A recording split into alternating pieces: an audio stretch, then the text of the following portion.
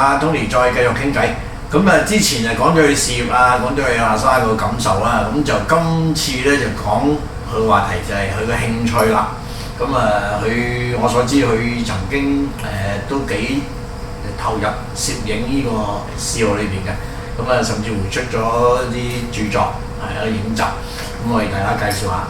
係啦，咁我都嗜好都好多嘅，除咗攝影啊，有呢個遊覽啦，有呢個唱下歌啦，有中意中國文學啦。咁由於我咧喺長期喺北京工作，咁所以喺工作之餘咧，我就有比較多啲機會咧，去到一啲名山大川啦，古鎮老街啦，故園舊宅啦。去甚至呢個天涯海角去遊覽，咁喺遊覽嘅過程裏邊咧，就好多時會有啲豔遇喎。豔遇你再睇嘅，知唔知嘅先？唔係，所謂豔遇咧，其實咧就係一啲靚景，咁咧就係即係好多一啲好多好有詩情畫意嘅意境同埋意象，咁譬如咩咧？譬如斜陽晚鐘啦，春風秋雨啦，明月千古啦等等。咁咧就咁我又中意影相嘛，咁於是乎我就諗啦，係咪可以透過鏡頭去捕捉一啲古詩詞嘅意境同埋意象，咁然後咧就將詩人嗰個感情用光同埋影重新展現出嚟咧。咁於是乎咧，我就為咗簡單方便咧，我就會用一架iPhone 去專心捕捉一啲咧隨時出現、一瞬即逝嘅影像。咁你知啦 ，iPhone 其實唔係一個專業嘅相機嚟嘅。現在係咯，應該係嘛？現在好咗好多啦。我開始嗰時候仲係用緊 iPhone 唔知4定5嘅，咁解像度都唔夠嘅，同埋佢好多restriction 嘅，咁 anyway， 但係佢可以好快嘅咁最好嘅個作用嘅。咁所以如果你用 iPhone 去表達一啲，如果要用iPhone 用藝術嘅手法去表達一啲古詩詞嘅意境意象咧，其實唔容易嘅。尤其是咧有一啲意境咧，相機根本就唔可以捕捉得到。咁我舉一啲例啦，譬如呢個春題，春天雀鳥嘅啼叫聲，咁係一種春天嘅意象嚟嘅。咁但係你點樣可以用一張相去表達李商隱嘅鶯啼如有淚，為濕最高花嗰種悲催嘅心情咧？又譬如你想去捕捉晏幾道嘅名句落花人獨立，微雨燕雙飛嗰種傷感嘅意象咧，除非你係擺拍，如果你係隨便嘅找拍，我哋話 dry 拍抓拍，根本就做唔到嘅，因為就算你咁啱遇到一個人喺落花之中獨立，你仲要啲花咧就唔落，要落得好密先得，又要有微雨，又有雙燕飛翔，咁我哋雨點咧亦都唔可以太細，因為太細嘅雨點同埋一兩片嘅花朵咧喺個鏡頭裏邊係唔起眼嘅。咁唐朝咧有一個禪師叫做德成禪師，咁佢有一首好膾炙人口嘅禪詩，叫玄居。咁我首詩係咁嘅，千里絲綸直下垂，一波才動萬波隨。夜靜水寒魚不食，滿船空載月明歸。咁呢首詩係講咩咧？佢係講一個漁翁，佢撐住一葉扁舟，咁喺深夜咧出到去水深千尺嘅深海，寒夜獨釣。咁咧佢開始嘅時候咧個心頭好高嘅，放長線一定要釣大魚啊！咁於是乎咧佢係咁戳嗰條魚絲，咁啊掀起萬丈波瀾啦啊！咁啊點解知佢戳嚟戳去，戳咗成晚，一條魚都釣唔到。咁啊，因為咧嗰時已經係夜深啊，同埋啲水好凍，啲魚咧全部都瞓晒覺，根本就唔會上釣。咁咧嗰個漁翁咧，最後咧就明心見性，悟到咧悟出呢個佢喺呢個碧海青天寧靜嘅深夜咧，係可以與天地共融嘅。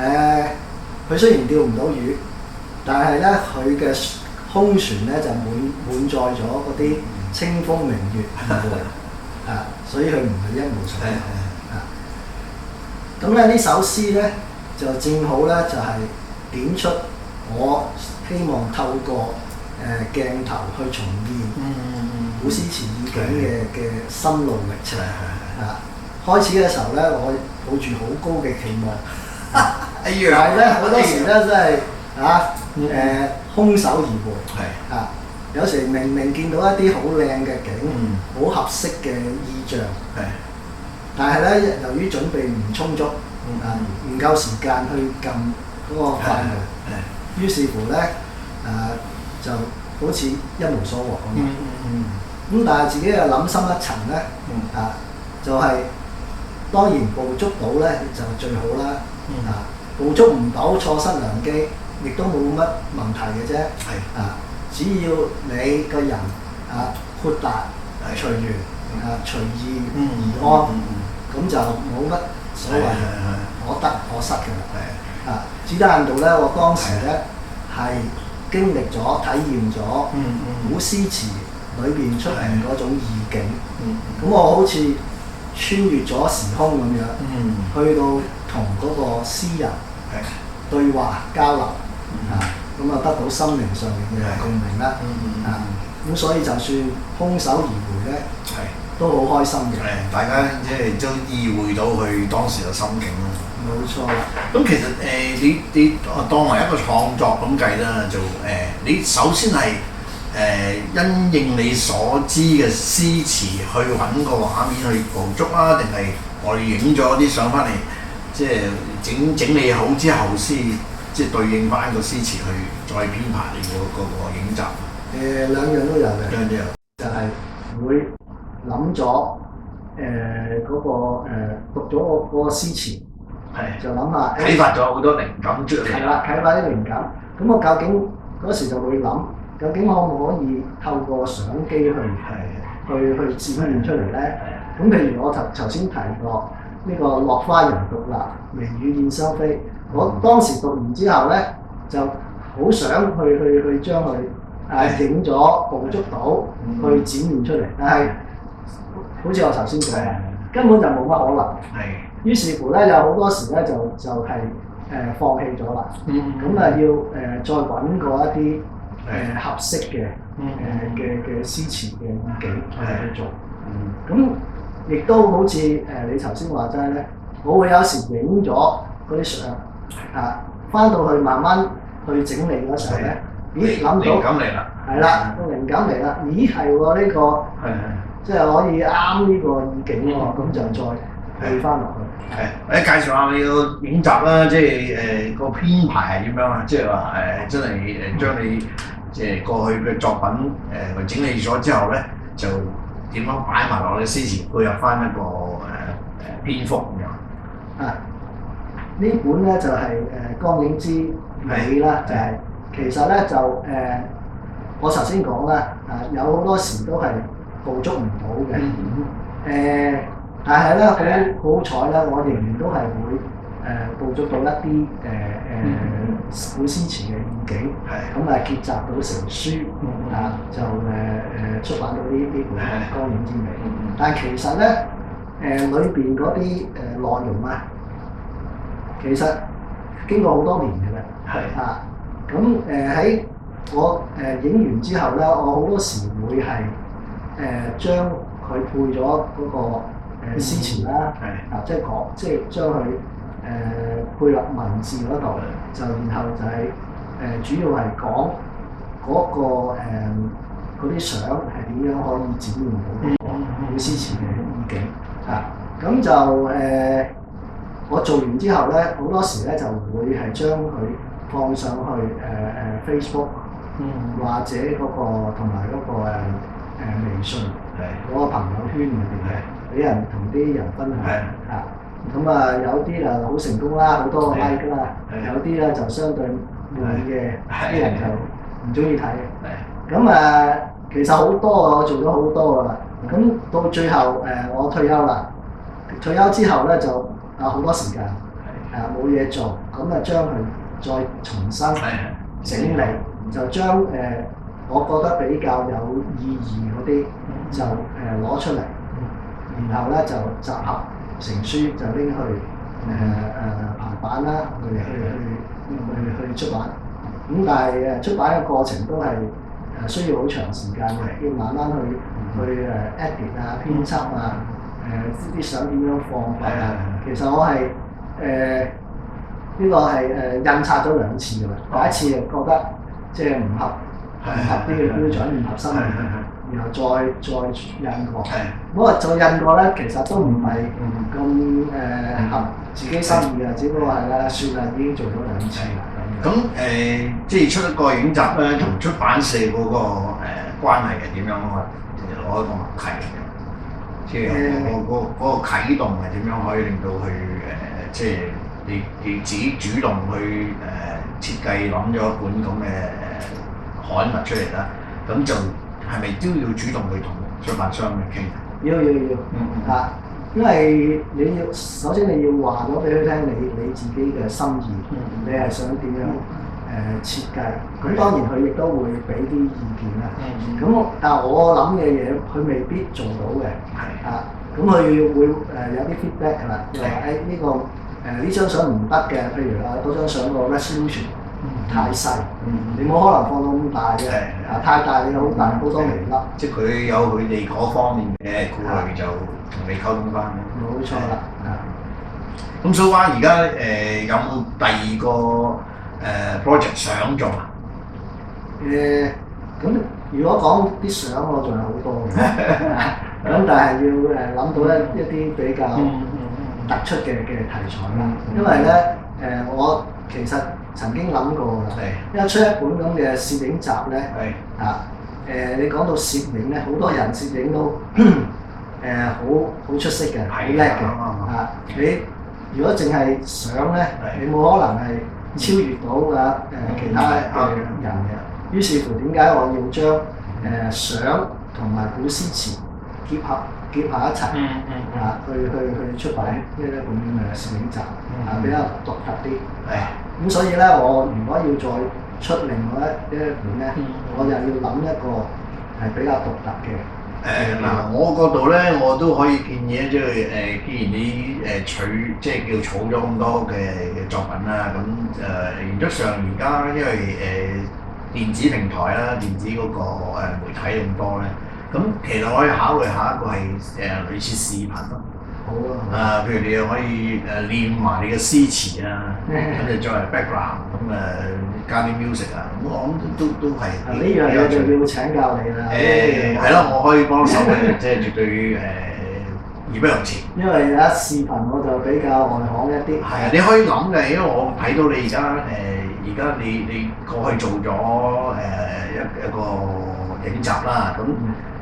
有少少變化，但係就仍然基於你自己過去儲咗咁多作品咧，其實係用咗視頻方式咧，就較為有啲動感啊，或者生動啲咧，就再加你嘅詩詞，因為你又都係好大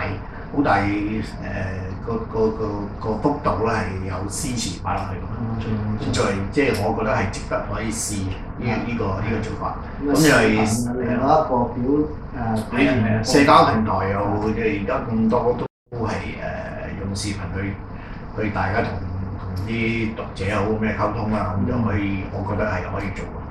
即係我覺得係你可以嘗試去做視頻呢個方法。好啦，咁下次大家合作下啦，請教你。冇問題㗎，即係我哋樂意即係基本上一個藝術嘅大家分享咯，我覺得係值得去做嘅，即係分享多啲俾大家，即係識譬如對攝影有興趣啊，或者對詩詞有興趣嘅，我諗都算係一個另類嘅一個題材啊。冇錯啊，你可以考慮下，好嘅到時再同你睇下點傾點合作。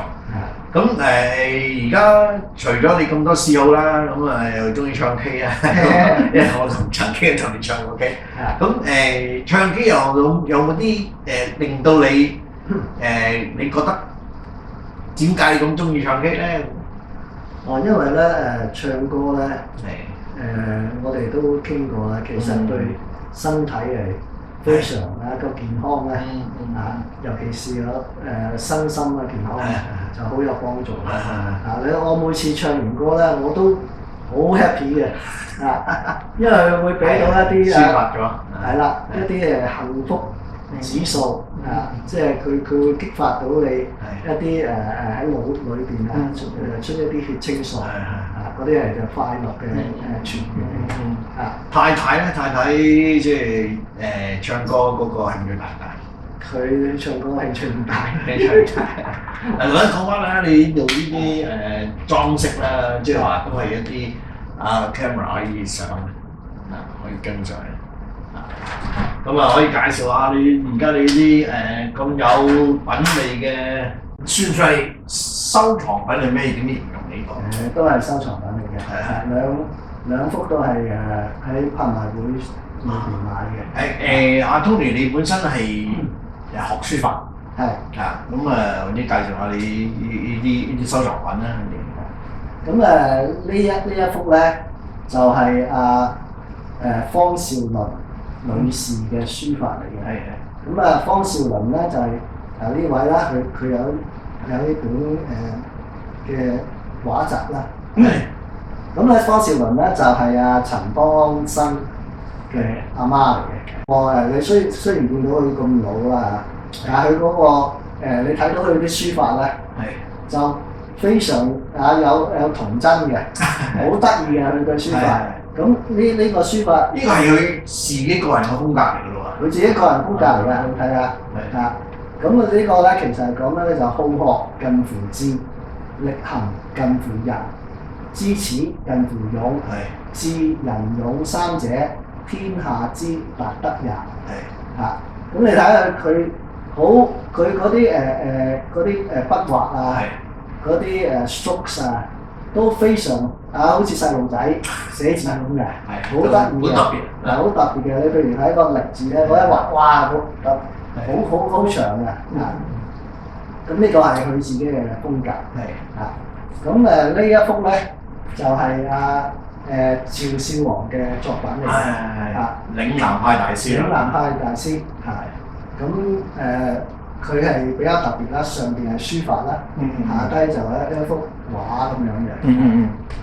咁就呢一幅咧，呢個福字咧，就係另外一位嶺南派大師楊善深嗰個公子楊天儀所寫嘅。咁因為之前我哋同近地強先生即係做訪問咧，都聽過呢兩位大師嘅，我哋真係唔識，咁又可以介紹佢哋多啲啊。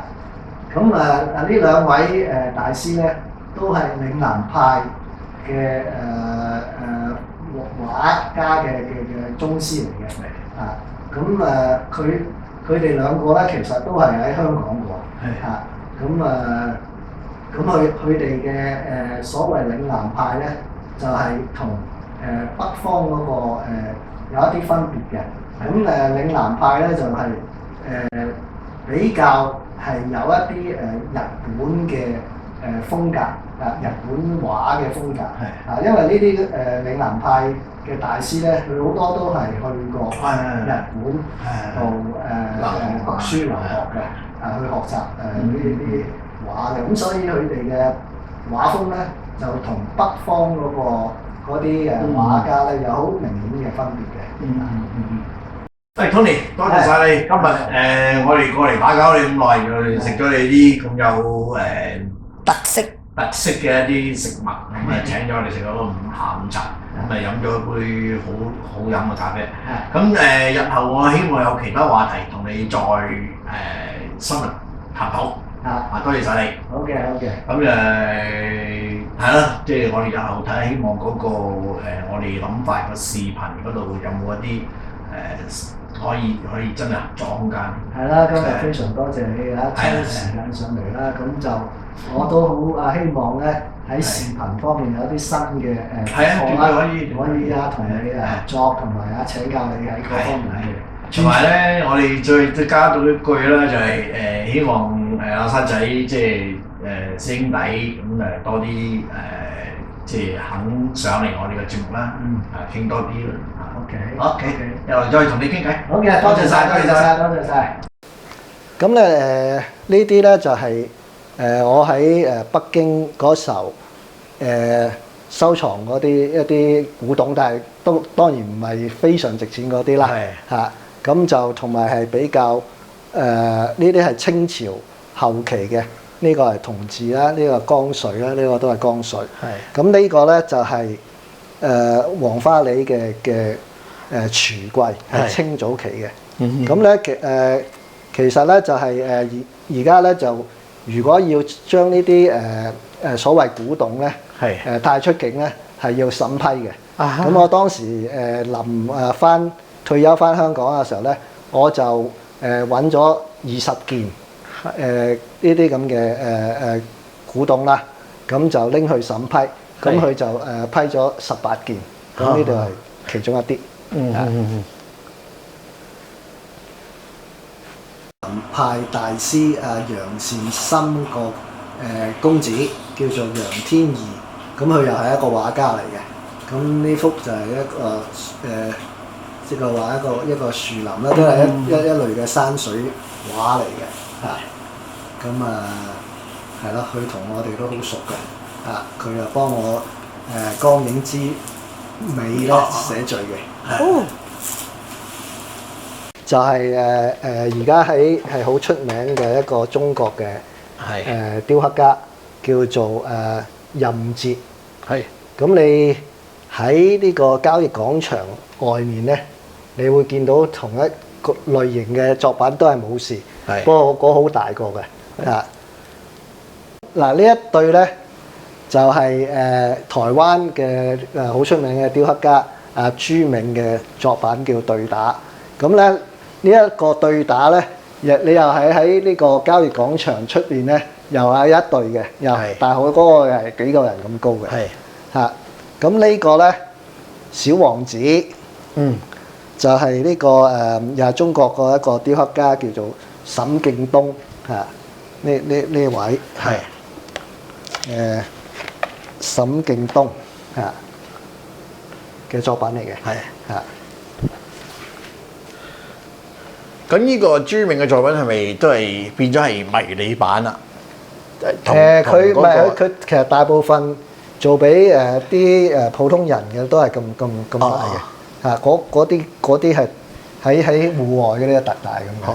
會唔會係一模一樣啊？即係佢其中一個一個系列咧係差唔多咁嘅姿勢咯。佢係講太極啊嘛，太極對打啊嘛。